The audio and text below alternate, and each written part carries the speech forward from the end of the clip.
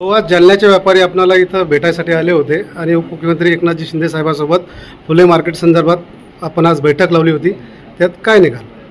माननीय राज्याचे नगरविकास मंत्री आणि उपमुख्यमंत्री यांनी अनेक वर्षाचा प्रलंबित असणारा फुले मार्केटचा विषय, अत्यंत व्यापाऱ्यांच्या जिव्हाळ्याचा विषय, या ठिकाणी महापालिका आयुक्त, सचिव या सर्वांना त्या ठिकाणी बोलून घेतलं होतं आणि महापालिका आयुक्तांना या ठिकाणी जे मूळ लोक आहेत, ज्यांच्या दुकाना मूळ होत्या, त्यांना कसं त्या याच्यामध्ये बसवता येईल, त्यांनाच या दुकाना कशा देता येतील या संदर्भाने सूचना माननीय उपमुख्यमंत्री महोदय यांनी आयुक्त महोदयाने या ठिकाणी केलेल्या आहेत आणि आयुक्त महोदयाने सुद्धा ते मान्य केलेले आहे। नियमामध्ये बसून त्यांना कसं देता येईल, त्यांच्याकडून कसं रेडिएटरच्या माध्यमातून किंवा त्या तुलनेमध्ये कसे पैसे घेता येतील या संदर्भातून मार्ग हा माननीय आयुक्तांना काढायचा आणि व्यापाऱ्यांनी संमती द्यायची आणि सरकारला जे शक्य होईल ती मदत सरकार त्या ठिकाणी करत।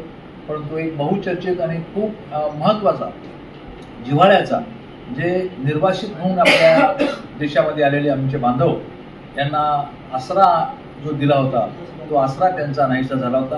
पुन्हा एकदा त्यांचा पोटा पाण्याचा प्रश्न आता या निर्णयामुळं मार्गी लागणार आहे आणि मी सर्व शिंदे समाजाच्या वतीनं, व्यापारी समाजाच्या वतीनं माननीय एकनाथ शिंदे साहेबांच्या मनापासून या ठिकाणी आभार व्यक्त करतो, त्यांना धन्यवाद देतो। आता सिंधी बाजार निश्चितपणे उभा राहील आणि त्याच मूळ लोकांना मिळेल अशा प्रकारची अपेक्षा।